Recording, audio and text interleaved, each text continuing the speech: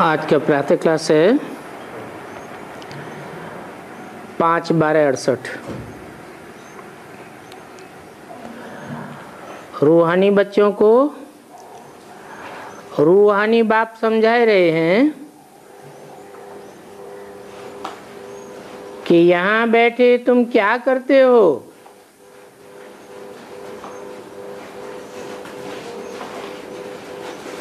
ऐसे नहीं कि सिर्फ शांति में बैठते हो,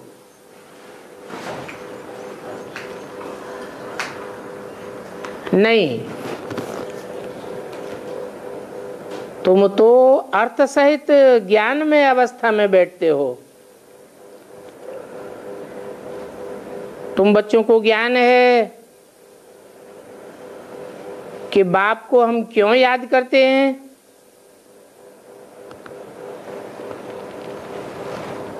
जानते हो कि बाप की याद से हमको बड़ी आयु मिलती है।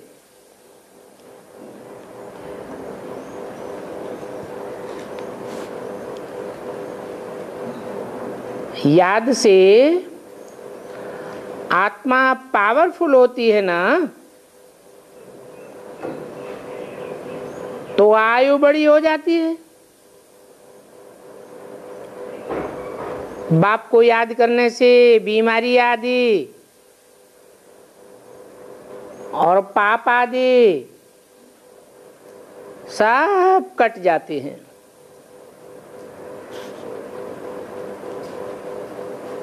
तुम सच्चा सोना सत्व प्रधान बन जावेंगे। तो देखो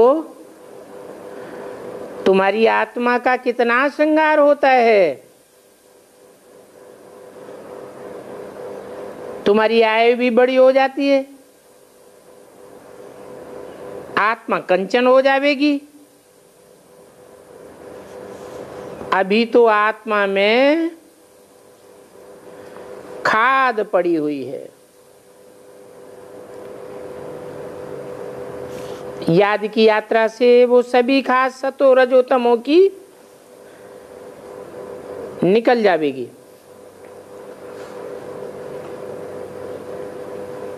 तो देखो याद से तुमको कितना फायदा होता है।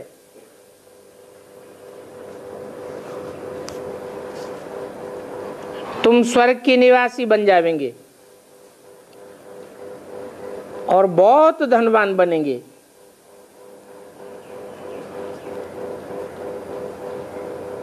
पद्मा पदम भाग्यशाली बन जाएंगे।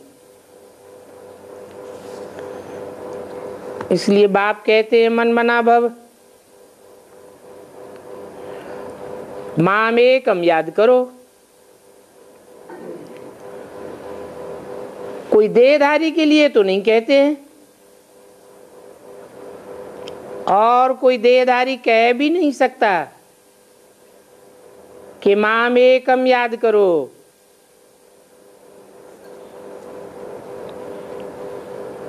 बाप को तो शरीर है नहीं। हाँ, पहले तुम्हारी आत्मा भी निराकार थी, फिर पुनर्जन्म में आते आते पारस बुद्धि से पत्थर बुद्धि बन गई। अभी फिर तुमको कंचन बनना है, क्योंकि अभी तुम पवित्र बन रहे हो बाप की याद से। बाप एवर प्योर है ना, तो तुमको भी संग का रंग लग जाता है। बाकी पानी के स्नान तो तुमने जन्म जन्मांतर किए, समझते रहे कि इससे हम पावन बन जाएंगे, परंतु पावन बनने के बदली और ही पतित बन करके नुकसान कर पड़े। ये है ही झूठी माया। इस दुनिया में सभी के झूठ बोलने के संस्कार हैं। और नंबर 1 झूठ बोलने वाले हैं ये गुरु लोग।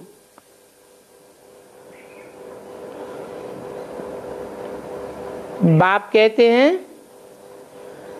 कि पावन बना करके मैं तुमको पावन धाम में ले जाता हूं। फिर बताओ तुमको पतित कौन बनाता है?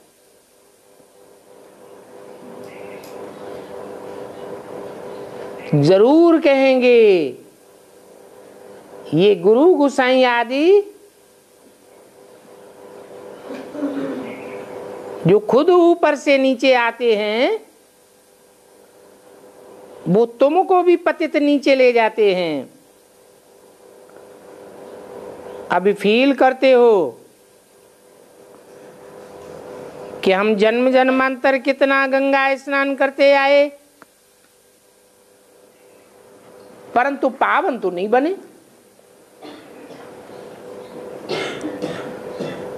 पावन बनकर तो जरूर पावन दुनिया में जाना पड़े।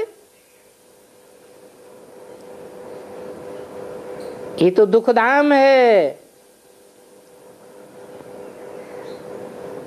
ये कोई पावन दुनिया थोड़ी ही है। शांति धाम और सुख धाम है पावन दुनिया। पावन धाम है ये तो रावण की दुनिया है,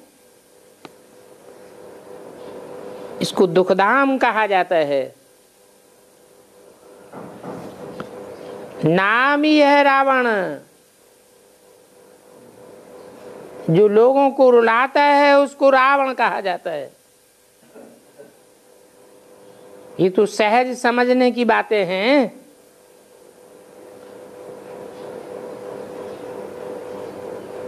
जो लोगों को रमण कराता है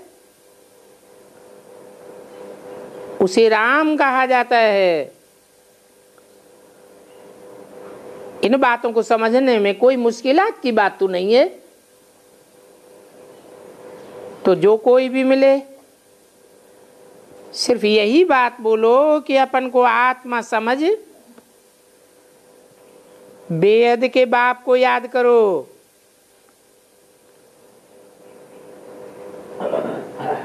वो आत्माओं का बाप परम पिता परमात्मा शिव है।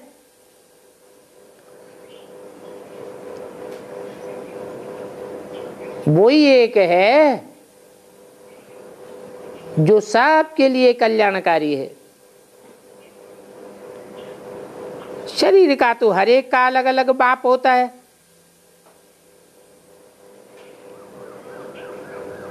आत्माओं का तो एक ही बाप है। तो बाप कितना अच्छी रीति समझाते हैं और हिंदी में ही समझाते हैं। ये हिंदी भाषा ही मुख्य है। तुम पद्मा पदम भाग्यशाली इन देवताओं को कहेंगे।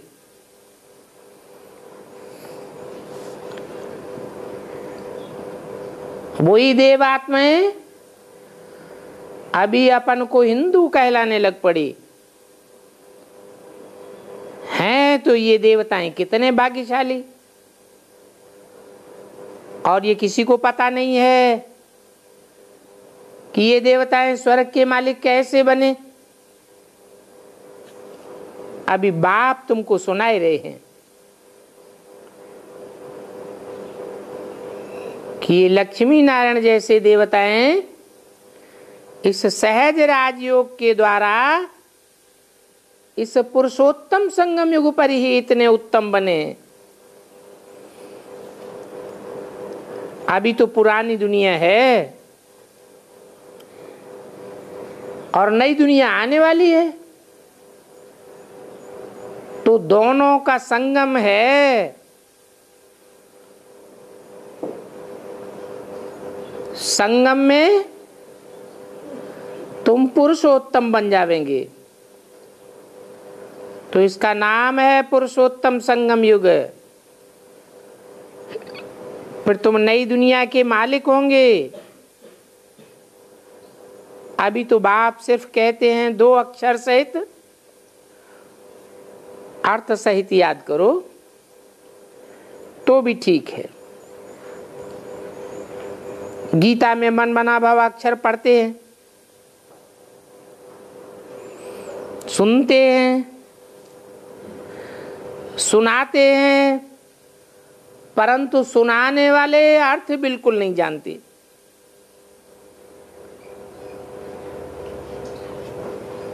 तीन अक्षर हैं, मत मना भव। तीनों अक्षरों को संधि करने से बनता है मन मना भव, अर्थात मेरे मन में समा जा। कौन है ये जो कहते हैं कि मेरे मन में समा जा? मन तो मनुष्यों को होता है, कहा भी जाता है मननात् मनुष्य है। मनन चिंतन करने वाला मनुष्य कहा जाता है।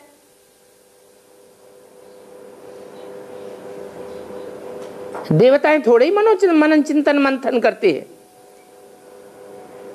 जानवर भी मनन चिंतन मंथन नहीं करते। और भगवान तो अमन कहा जाता है।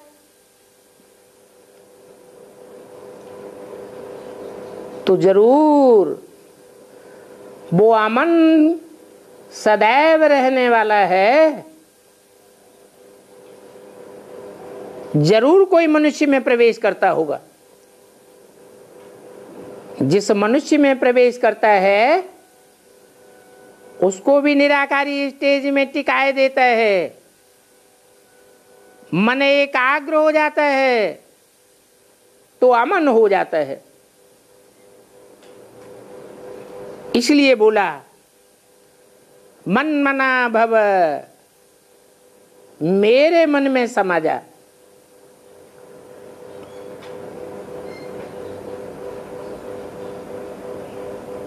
ये ब्रह्मा मेरा मन है। तीन मूर्तियां हैं ना, ये मेरी तीन शक्तियां हैं। ब्रह्मा मन है, सो ब्रह्मा विष्णु भी बनता है। संस्कार शक्ति कही जाती है। परिवर्तन शक्ति कही जाती है। परिवर्तन तो जरूर पवित्रता से ही होगा। नाम ही है विष्णु, अर्थात नो विषय टाल। पुरुषार्थ करते करते ऐसी अवस्था होती है, फिर शंकर भी है। शंकर क्या करते हैं? बाप तो कहते हैं शंकर कुछ नहीं करता। कुछ नहीं करता, फिर ये तीसरी शक्ति क्या है? शंकर का अर्थ है मिश्रण।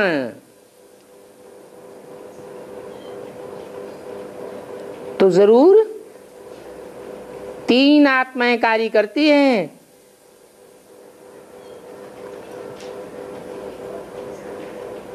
मैं आता हूं तो प्रवृत्ति मार्ग की स्थापना करता हूं। प्रवृत्ति मार्ग बनता ही है माता और पिता से। तो ब्रह्मा के रूप में माता है, शंकर के रूप में पिता है। परंतु शास्त्रों में कहते हैं जगतम पितरम वंदे पार्वती परमेश्वरो, परंतु अर्थ नहीं समझते कि भगवान आकर के कैसे माता और पिता दोनों बनते हैं। अभी तुम तो जान गए हो। बाप कहते हैं मुझे याद करो, क्योंकि मैं ही पतित पावन हूं और कोई मेरे सिवाय कह ही नहीं सकता पतित पावन। बाप ही कहते हैं मुझे याद करने से तुम पावन बन करके पावन दुनिया में चले जाएंगे। पहले पहले तुम सतो थे, फिर पुनर्जन्म लेते लेते अभी तमो प्रधान बने हो। जन्म लेते गए, नीचे उतरते गए। क्यों नीचे उतरे?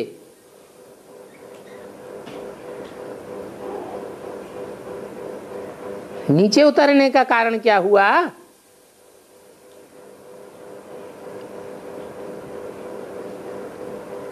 शरीर के 5 तत्व हैं। ये पांचों ही तत्व जड़त्व में है। जड़त्व में पंच तत्वों के संग में आते आते आत्मा नीचे ही गिरती है। आत्मा तो चैतन्य है, संग के रंग में आती है। मैं भी चैतन्य हूं, परंतु मैं संग के रंग में नहीं आता हूं। बल पंच तत्वों के शरीर में प्रवेश करता हूं, परंतु आत्माओं के मुआफिक मैं प्रवेश नहीं करता हूं। तुम 84 जन्म लेते लेते नीचे गिरे। तुम सुख भी भोगते हो तो दुख भी भोगते हो। सुख इंद्रियों से ही भोगा जाता है। देवताएं सुख भोगते हैं, दुख तो नहीं भोगते, परंतु वो भी तो नीचे गिरते हैं। क्यों गिरते हैं? सुख भोगने से भी आत्मा की शक्ति क्षीण होती है। ऐसे नहीं कि दुख भोगने से ही पतित बनते हैं। सुख और दुख शरीर के द्वारा ही आत्मा भोगती है। मैं तो न सुख भोगता हूं न दुख भोगता हूं, तो पतित भी नहीं बनता। अभी तुम्हारे 84 जन्म पूरे हुए, अर्थात 84 का चक्र ही पूरा हो गया। हर 84 जन्म के बाद तुम नई दुनिया में देवता बनते हो। ये भी जानते हो कि हम 84 जन्म कैसे कैसे लेते हैं। इसको 84 का चक्र कहा जाता है। इस चक्र में 4 आरे हैं। 4 आरों में 2 हैं दाईं ओर और 2 हैं बाईं ओर। दाईं ओर के आरे शुभ सूचक है, क्योंकि दायां हाथ होता ही है शुभ सूचक, और बायां हाथ है अशुभ सूचक। गंदा काम बाएं हाथ से किया जाता है ना। तो जब से तुम बाएं आरों की ओर आते हो तो तेजी से नीचे गिरते हो, क्योंकि वाम मार्ग में रहने वाली आत्माओं के संग के रंग में आते हो।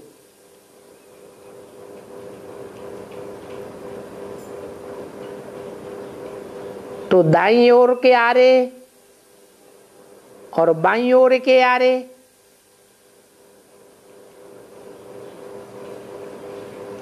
शुभ कराने वाला है बाप, और अशुभ कराने वाले हैं ये गुरु लोग।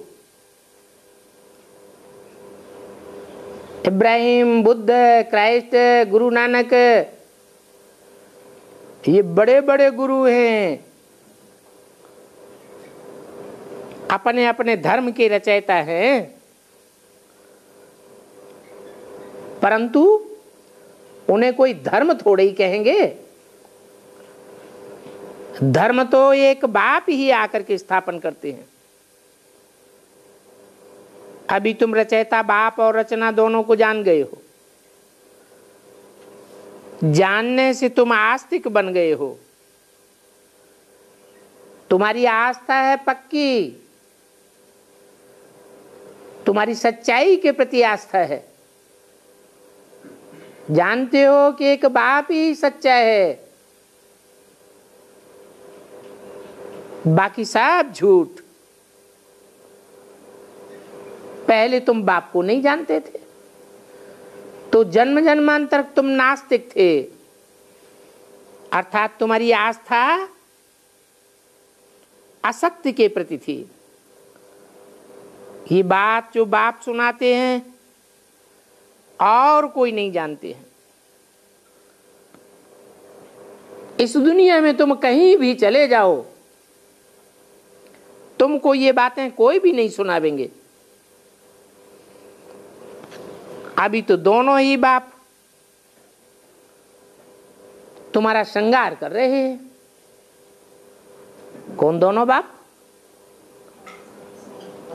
आत्माओं का बाप और मनुष्य सृष्टि का बाप।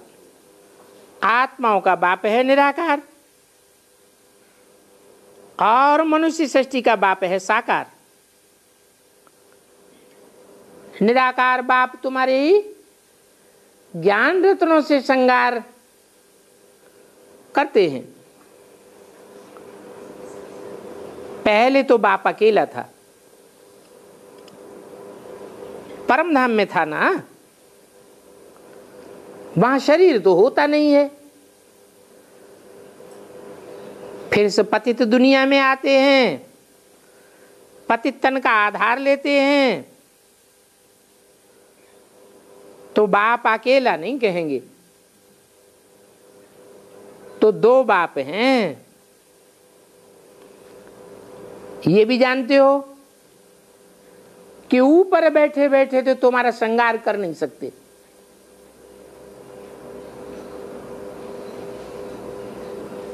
श्रृंगार करने वाला भी निराकार।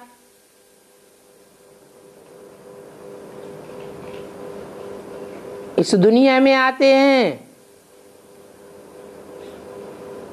तो भी निराकार ही रहते हैं। निराकार का तो श्रृंगार होता नहीं।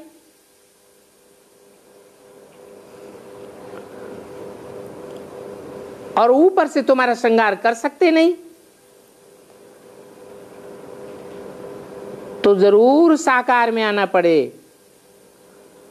अभी दोनों बाप मिलते हैं तो तुम्हारा श्रृंगार होता है। अकेला श्रृंगार कर नहीं सकता, न निराकार कर सकता और न साकार कर सकता। साकार का तो खुद ही श्रृंगार बिगड़ जाता है, वो कहां से श्रृंगार करेगा।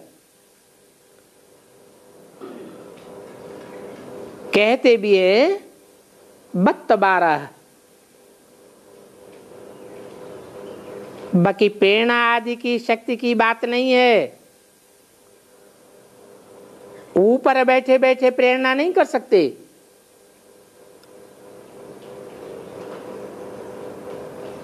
नीचे आकर के भी प्रेरणा क्या करेंगे? ये तो पढ़ाई की बात है।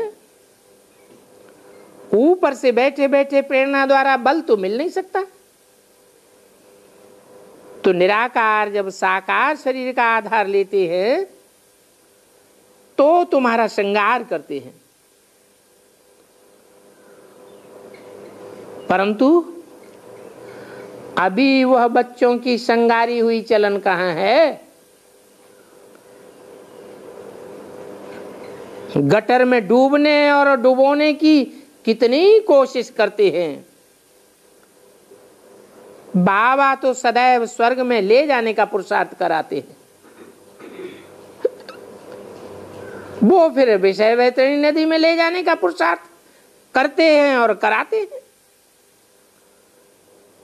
बच्चे समझते भी हैं, बरोबर बाबा हमको स्वर्ग में ले जाते हैं।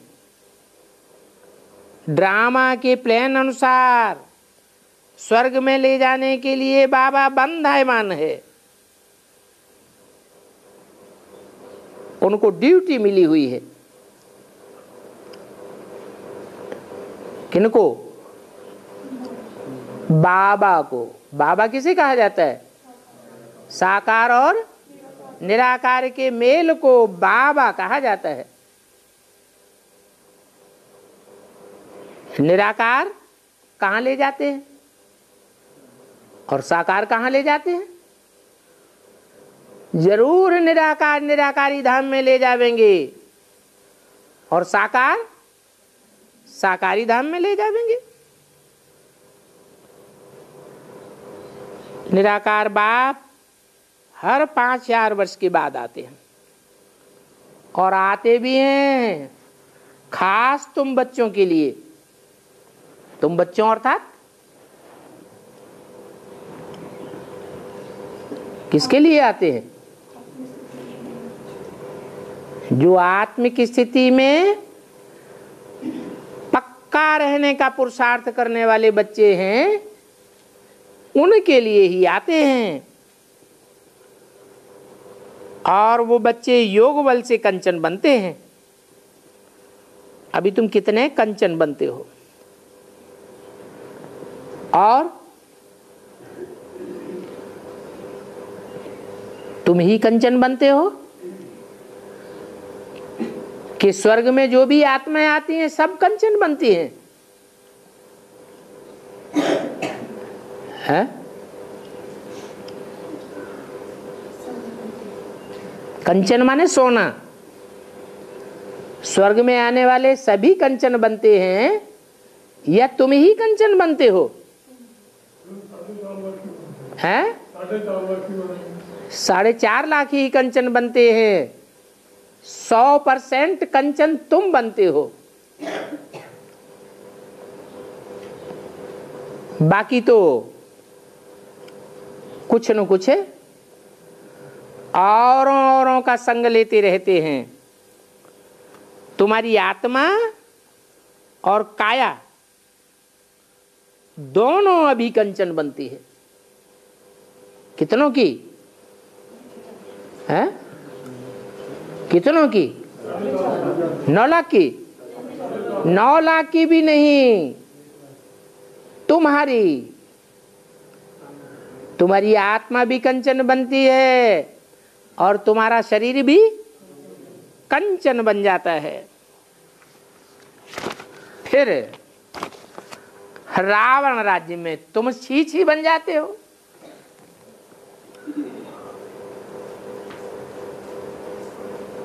पांच 5/68 की वाणी का दूसरा पेज। फिर तुम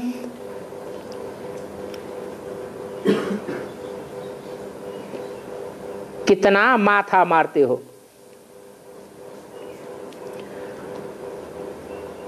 कि हम पुरुषार्थ कर स्वर्ग में जावे, परंतु नीचे ही उतरते रहते।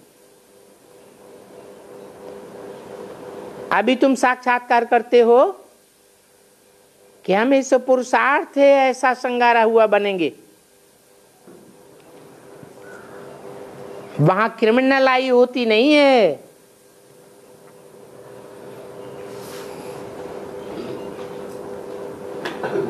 तो भी तुम्हारे अंग सब ढके रहते हैं।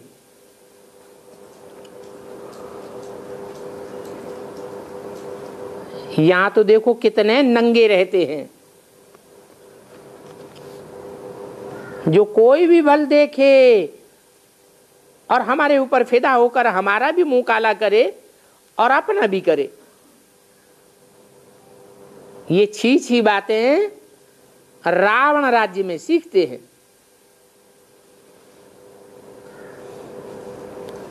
इन लक्ष्मी नारायण को देखो, इनकी ड्रेस आदि कितनी अच्छी है।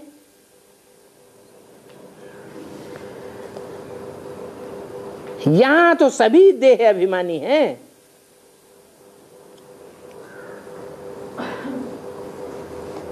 वहां नई दुनिया में सब देही अभिमानी होंगे, उन्हों को देह अभिमानी नहीं कहेंगे।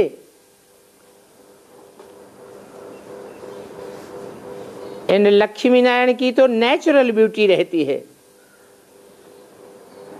कोई आर्टिफिशियल श्रृंगार नहीं होता है? तो वहां कपड़े अपड़े पहनते हैं कि नहीं है?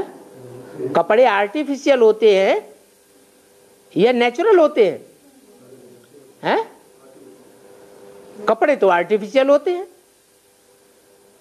फिर अंग ढके हुए कैसे रहते हैं?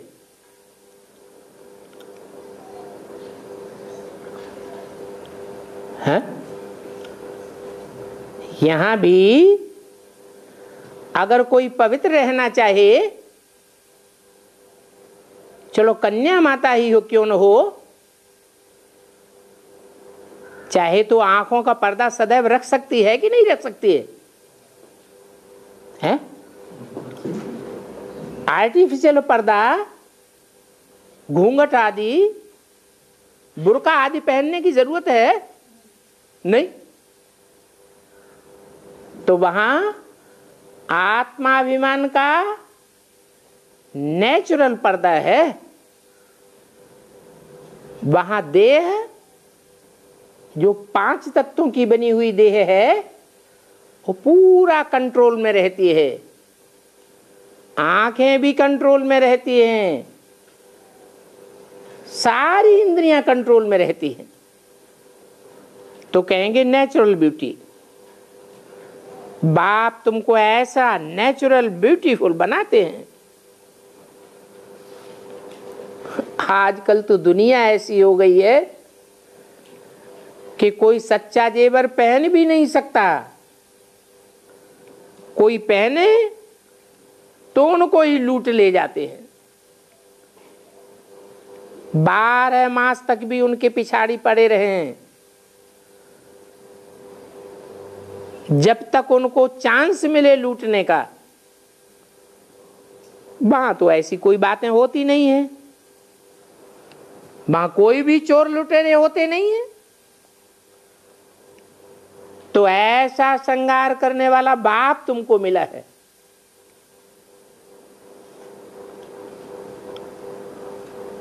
आजकल ब्यूटी पार्लर खोलते हैं, उसे नेचुरल ब्यूटी कहेंगे या आर्टिफिशियल ब्यूटी कहेंगे? हो तो है आर्टिफिशियल ब्यूटी, अल्पकाल की ब्यूटी है। बाप तो तुमको 21 जन्म के लिए सच्चा श्रृंगार देते हैं, परंतु इनके बिगर तो बाप भी नहीं बना सकते। किनके बिगर?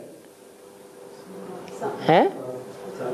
राम और कृष्ण वाली आत्माओं के बिगर तो बाप भी तुमको सच्चा श्रृंगारी नहीं बना सकते। बहुत हैं ऐसे, बहुत बच्चे हैं जो कहते हैं कि हम तो डायरेक्ट शिव बाबा से लेते हैं, हमें इनकी दरकार है ही नहीं। परंतु डायरेक्ट शिव बाप देंगे कैसे? नहीं मानते हो तो कोशिश करके देख लो, देखो मिलता है या नहीं मिलता है। तो ऐसे बहुत कहते हैं हम तो डायरेक्ट शिव बाप से वर्षा पावेंगे, हमको ब्रह्मा से भी पूछने की दरकार नहीं है, हमको शिव बाप पुरुषार्थ से सब कुछ दे देवेंगे। अच्छे अच्छे पुराने बच्चों को भी माया ऐसा चक्करी में डालती है। एक को मानते हैं और दूसरे को मानते ही नहीं।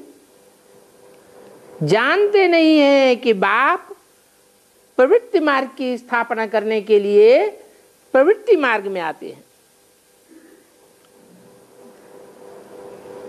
तो बताओ एक क्या करेंगे? बाप कहते ही हैं कि मैं अकेला कैसे आऊंगा, और आ भी जाऊं तो तुम कैसे पहचानेंगे? है? मैं अकेला आ जाऊं इस दुनिया में तो तुम पहचानेंगे कैसे? मैं तुमसे बात कैसे करूंगा? मुख का तो गायन है, मुख से अमृत लेने के लिए कितना धक्का खाते हैं। फिर श्रीनाथ द्वारे पर जाकर के दर्शन करते हैं, परंतु उनका दर्शन करने से क्या होगा? इसको कहा जाता है भूत पूजा। किसको? हैं? दर्शन करने को। किसका दर्शन करने को? हैं? श्रीनाथ का नाम क्यों लिया? जगन्नाथ का नाम क्यों नहीं लिया? श्रीनाथ के लिए भूत पूजा क्यों कह दिया? हैं? अरे कोई कारण होगा, श्रीनाथ के लिए भूत पूजा क्यों कहा?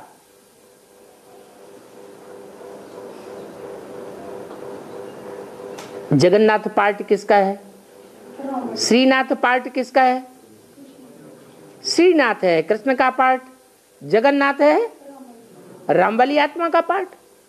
जो कृष्ण वाली आत्मा है वो संगम युग में ब्रह्मा के रूप में पार्ट बजाने के बाद शरीर छोड़ देती है, तो क्या बन जाती है? भूत बन जाती है।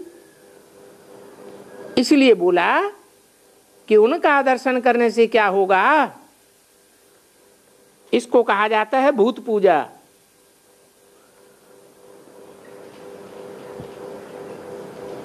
उसमें चैतन्य आत्मा तो है नहीं। ये क्या बात हुई? चलो भक्ति मार्ग वाला जो श्रीनाथ दरबारा है वो तो पत्थर की मूर्ति रखी हुई है, उसके लिए तो कह दे कि आत्मा तो उसमें है नहीं। बेहद में ये अर्थ कैसे लागू होगा?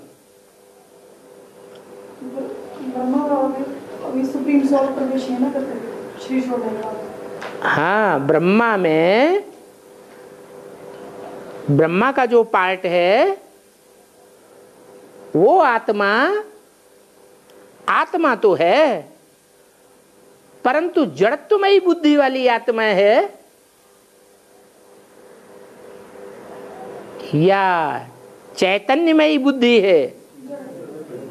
मनन चिंतन मंथन कर सकती है? नहीं कर सकती। तो जैसे गौ का मुख जड़त्व तो दिखा दिया है, कहते गौ मुख से गंगा निकली, तो गौ मुख से जो गंगा निकली वो पतित पावनी नहीं है। वास्तव में तो ये बाप का मुख है, जो बाप, टीचर और सदगुरु तीनों रूप का पार्ट इकट्ठा बजाता है। तो कहेंगे श्रीनाथ में तो आत्मा है नहीं, बाकी 5 तत्वों का पुतला बना हुआ है, वो मनन चिंतन मंथन तो कर नहीं सकता।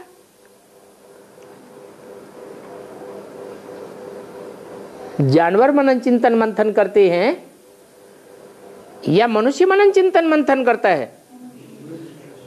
मनुष्य अगर मनन चिंतन मंथन न करे तो उसे क्या कहेंगे? इसलिए शिव के मंदिर में किसका चित्र दिखाते हैं? बैल का चित्र दिखाया है।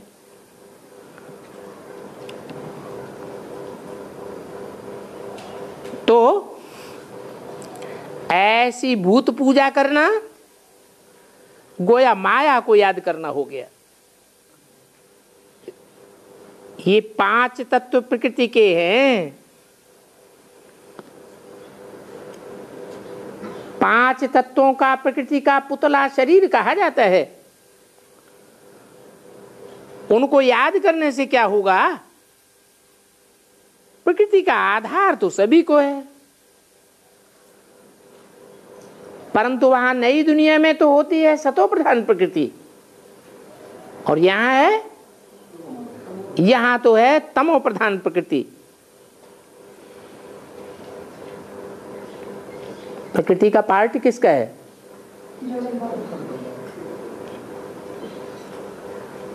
प्रकृति का पार्ट है तो पुरुष का भी पार्ट है। पुरुष चैतन्य है, प्रकृति जड़ है। जब बाप आते हैं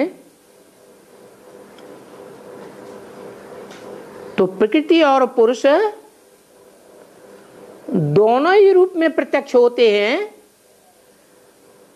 या एक में प्रवेश करते हैं?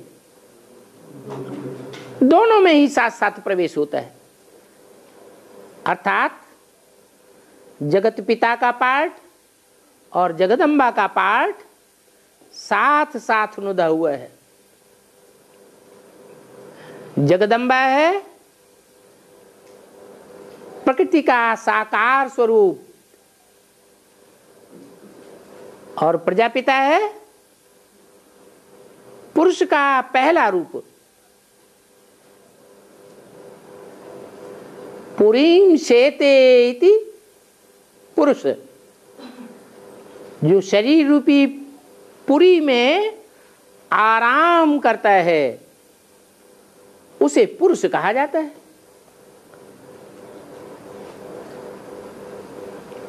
सतयुग में सतो प्रधान प्रकृति होती है, कलयुग में तमो प्रधान प्रकृति होती है। यहां ये तमो प्रधान प्रकृति है। उस तमो प्रधान प्रकृति के रूप को क्या कहा जाता है? शास्त्रों में और चित्रों में किस रूप में दिखाई जाती है? अरे महाकाली के रूप में दिखाते हैं। और सतो प्रधान प्रकृति लक्ष्मी के रूप में दिखाई जाती है। तो जब तमो प्रधान प्रकृति का रूप होता है वो तो जड़त्वमयी है। वो जो पार्ट महाकाली का चलता है वो पार्ट को चलाने वाली आत्मा कौन है? हैं? ब्रह्मा की आत्मा। इसलिए मुरली में बोला है ये ब्रह्मा ही तुम्हारी जगदम्बा है।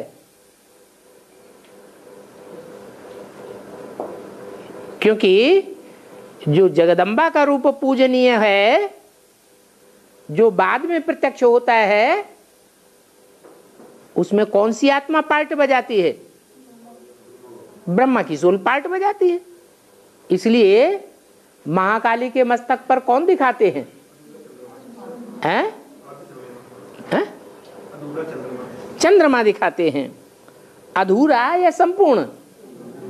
अधूरा चंद्रमा दिखाते हैं। तो देखो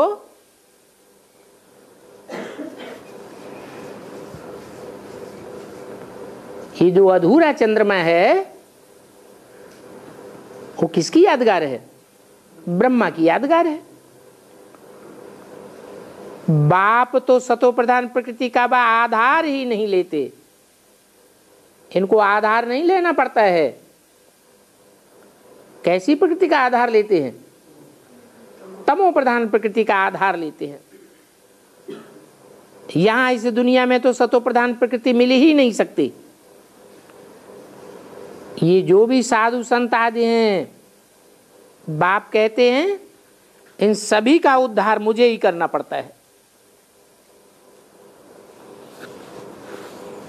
कहने वाला कौन है? हैं? साकार और निराकार का मेल है, उनको कहना पड़ता है और करना भी पड़ता है। क्या करना पड़ता है ना? साधु संत महात्माओं का भी उद्धार करना पड़ता है। तो साधु संत महात्माओं में अव्वल नंबर साधु कौन हुआ? अव्वल नंबर में इंद्रियों की साधना कौन से साधु ने की है? अरे गुरुओं में सबसे बड़ा गुरु कौन हुआ? मनुष्य गुरु ब्रह्मा। तो जरूर उन्होंने इंद्रियों की साधना की। मैं कोई साधु संत महात्मा थोड़े ही हूं।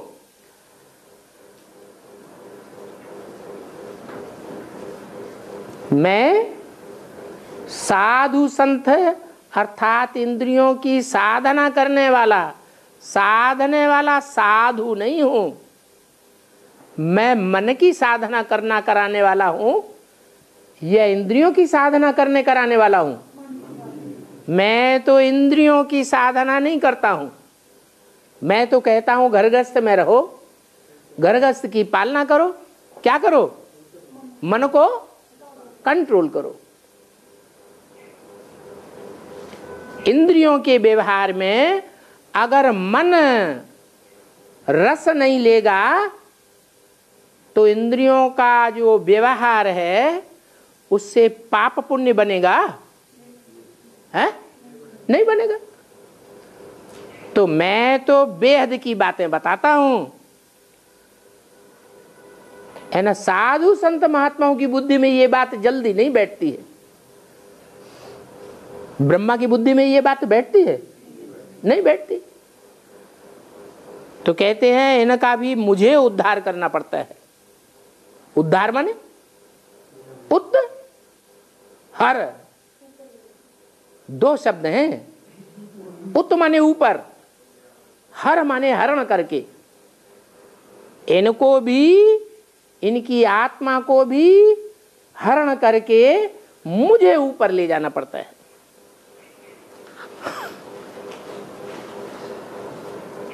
मैं तो निवृत्ति मार्ग में आता ही नहीं हूं जो इंद्रियों की साधना करूं। ये साधु संत महात्माएं हैं जो इंद्रियों की साधना करते हैं और करना सिखाते हैं, परंतु फेल होते हैं या पास होते हैं? फेल ही होते रहते हैं। इनको पता ही नहीं है कि राजयोग क्या है। बाप तो असल राजयोग सिखाने वाला है। कहते हैं मन मना भव, मन को मेरे में लगा दो। ये नहीं कहा इंद्रियों को मेरे में लगा दो। क्या कहा? मन मुझे अर्पण कर दो। सभी को कहता हूं पवित्र बनो, परंतु जोड़ी होकर के चलो। वहां तो नाम रूप सभी बदल जाता है। तो बाप समझाते हैं कि देखो ये नाटक कैसा बना हुआ है। वंडरफुल नाटक है। एक के फीचर्स न मिले दूसरे से। 500-700 करोड़ एक्टर्स, कोई के भी फीचर्स दूसरे के साथ मिल नहीं सकते। सभी के फीचर्स अलग अलग। कितना भी कोई कुछ करे तो भी एक के फीचर्स हूबहू दूसरे के साथ कभी भी किसी भी जन्म में मिल नहीं सकते। एक ही जन्म की बात नहीं, कोई पीछे के जन्म में भी कोई भी फीचर अगले जन्मों से मिल नहीं सकता। इसको कहा जाता है कुदरत। वंडरफुल बात है। स्वर्ग को भी वंडर कहा जाता है। कितना शोभनीक है। वो मनुष्यों के बनाए हुए 7 वंडर्स हैं। क्या कितने बताए? 7 वंडर्स।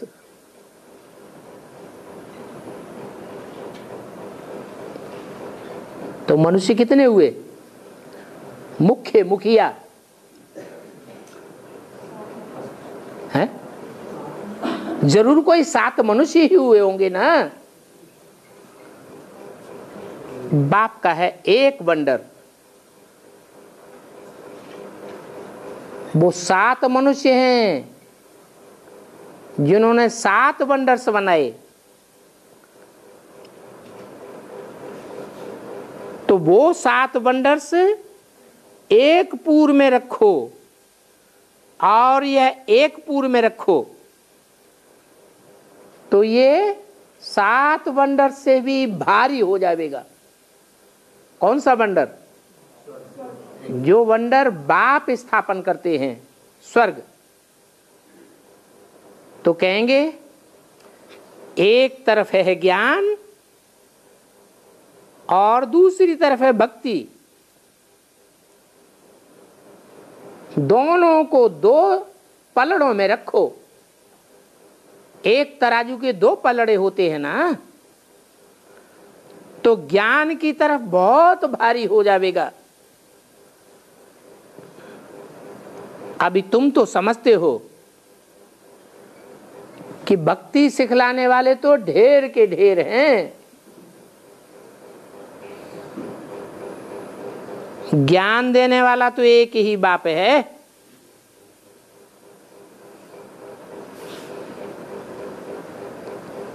भक्ति सिखलाने वालों में अव्वल नंबर कौन है? हाँ? कौन? भक्ति सिखलाने वालों में अव्वल नंबर कौन है? अरे मुरली में पूछा रावण कौन? जरूर कहेंगे ये गुरु लोग। तो गुरुओं में मुख्य गुरु कौन बताया? तो वो है भक्ति सिखाने वाला। यहां ब्राह्मणों की दुनिया में ही देख लो, जो ब्रह्मा के फॉलोअर्स बने बैठे हैं वो भक्ति सिखलाए रहे हैं, भक्ति मार्ग के टंट घंट कर रहे हैं, या ज्ञान मार्ग में पक्के हैं? भक्ति की बातों में ही पक्के हैं। तो ये बातें बाप बैठ बच्चों को पढ़ाते हैं। तुम्हारा ज्ञान रत्नों से श्रृंगार करते हैं। बाप कहते हैं पवित्र बनो, तो बच्चे कहते हैं नहीं, हम तो गटर में जाकर छींची बनेंगे। भक्ति मार्ग में गरुड़ पुराण सुनाते हैं। गरुड़ पुराण में भी वैशय वैतरणी नदी दिखाते हैं,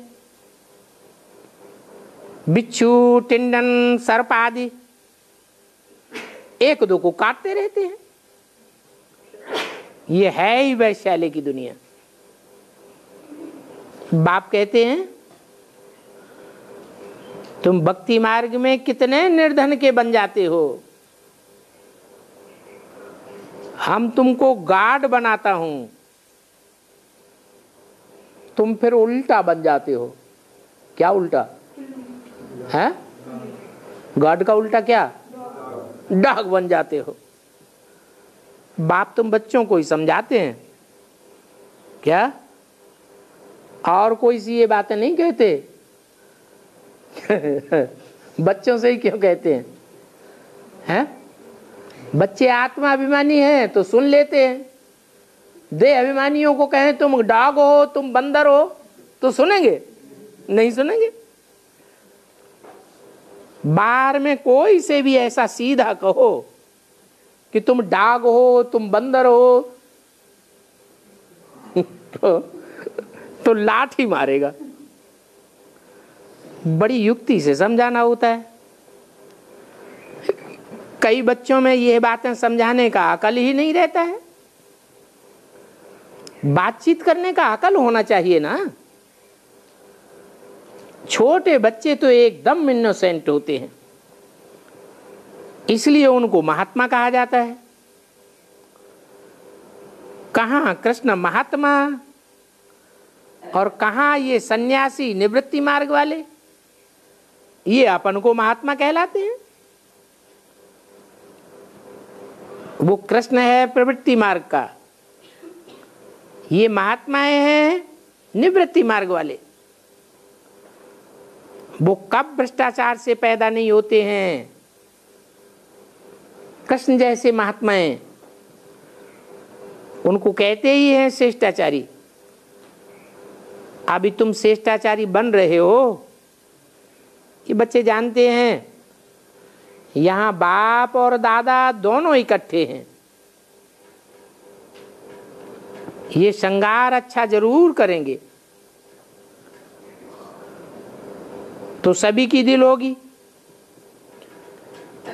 जिन्होंने इन बच्चों को ऐसा श्रृंगार कराया है, तो हम क्यों न उनके पास जावें। इसलिए तुम बच्चे भी आते हो यहाँ रिफ्रेश होने के लिए। तुम्हारी दिल कशिश करती है कि हम बाप के पास जावें। जिनको पूरा निश्चय होता है वो तो कहेंगे चाहे मारो चाहे कुछ भी करो, हम तो आपका हाथ नहीं छोड़ेंगे। कोई तो ऐसे हैं जो बिगर कोई कारण ही छोड़ के चले जाते हैं। ये भी ड्रामा का खेल बना हुआ है। बच्चे बाप को फारकती दे देते हैं, डाइवोर्स दे देते हैं। बाप जानते हैं कि ये बच्चे रावण के वश में हैं, इसलिए कहते हैं कि एक तो पवित्र बनो, दूसरे दैवी गुण धारण करो।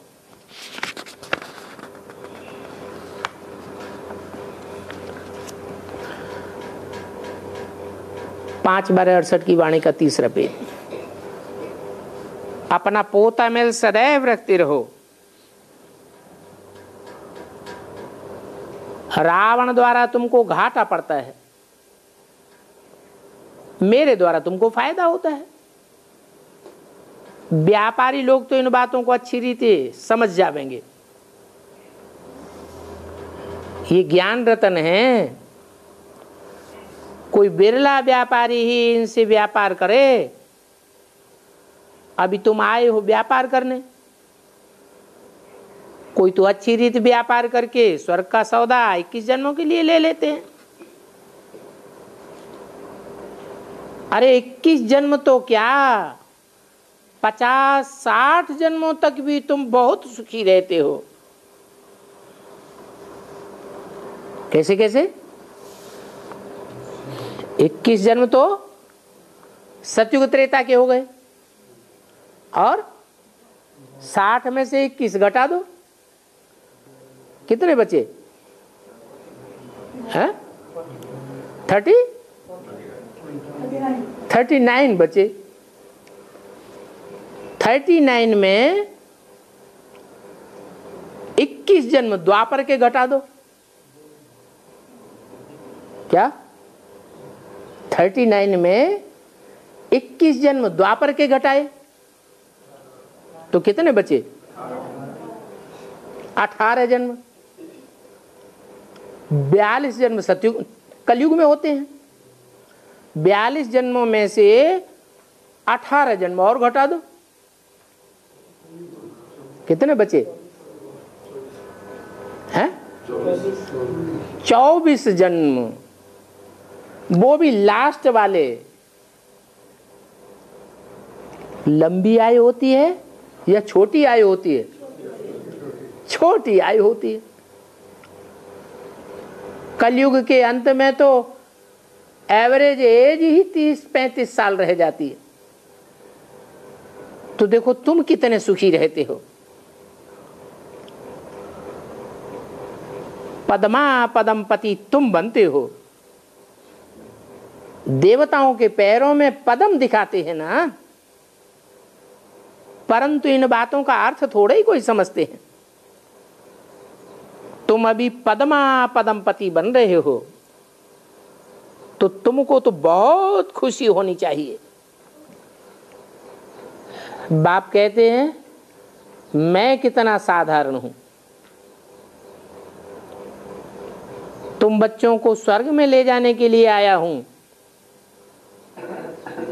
भक्ति मार्ग में बुलाते भी हैं, हे पतित पावन आओ, आ करके पावन बनाओ। ऐसे तो नहीं कहते आ करके ज्ञान सुनाओ और चले जाओ। क्या कहते हैं? आ करके पावन बनाओ। पावन रहते ही सुख धाम में हैं। शांति धाम की कोई हिस्ट्री ज्योग्राफी नहीं हो सकती है, वो तो आत्माओं का झाड़ है। और सूक्ष्म वतन में भी कोई बात नहीं होती है। बाकी ये साकार सृष्टि चक्र कैसे फिरता रहता है वो तुम जान गए हो। जानते हो सतयुग में लक्ष्मी नारायण की डायनेस्टी थी। ऐसे नहीं कि एक ही लक्ष्मी नारायण सिर्फ राज्य करते थे, वहां भी वृद्धि तो होती है ना। फिर द्वापर में वो ही पूज्य सो पुजारी बनते हैं। मनुष्य तो फिर परमात्मा के लिए कह देते हैं आप ही पूज्य, आप ही पुजारी। जैसे परमात्मा के लिए कहते हैं कि सर्वव्यापी है। अभी तुम इन बातों को समझ चुके हो। आधा कल्प तुम गाते हुए ऊंचते ऊंच भगवान, और अभी भगवान वाच ऊंचते ऊंच तुम बच्चे। तो ऐसी बाप की राय पर चलना चाहिए। अपना गृहस्थ व्यवहार भी संभालना है। यहां बाप के पास सभी बच्चे तो नहीं रह सकते।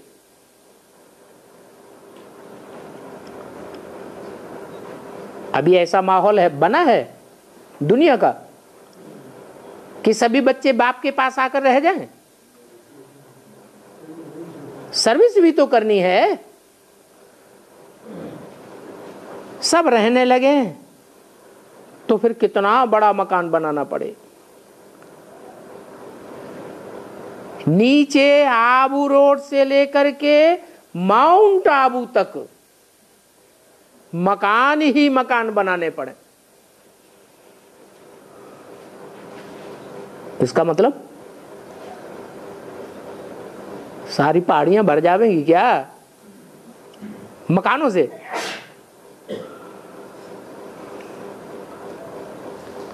ये भी तुम एक दिन देखेंगे।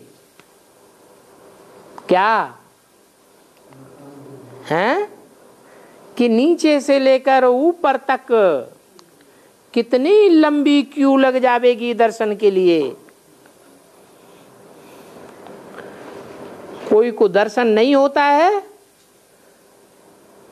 तो जाकर के गाली देने लग पड़ते हैं। समझते हैं महात्मा का दर्शन तो करें। अभी बाप तो है बच्चों का, बच्चों को ही पढ़ाते हैं। तुम जिनको रास्ता बताते हो, फिर कोई तो अच्छी रीति चल पड़ते हैं, कोई तो धारणा ही नहीं कर सकते। कितने हैं जो कि सुनते भी रहते हैं, फिर बाहर में जाते हैं तो वहां की वहां रह जाती है। वो खुशी नहीं, क्योंकि पढ़ाई नहीं, योग भी नहीं। बाबा कितना समझाते हैं कि अपना चार्ट रखो, नहीं तो बहुत पछताना पड़ेगा। हम बाबा को कितना याद करते हैं, ये चार्ट देखते रहना चाहिए। जानते हो कि भारत के प्राचीन योग की बहुत महिमा है। बाबा समझाते हैं कि कोई बात न समझो तो बाबा से पूछो। आगे तो तुम कुछ भी नहीं जानते थे। ये है कांटों का जंगल। काम महाशत्रु है, और ये अक्षर गीता के ही हैं। वहां तो गीता पढ़ते थे, समझते कुछ भी नहीं थे। बाबा ने भी सारी आयु गीता पढ़ी, समझते थे कि गीता का महात्मा बहुत अच्छा है। लेकिन बाद में पढ़ते पढ़ते ही एक दिन फेंक दी। समझ में आ गया कि इस गीता से तो भारत गिरता आया है।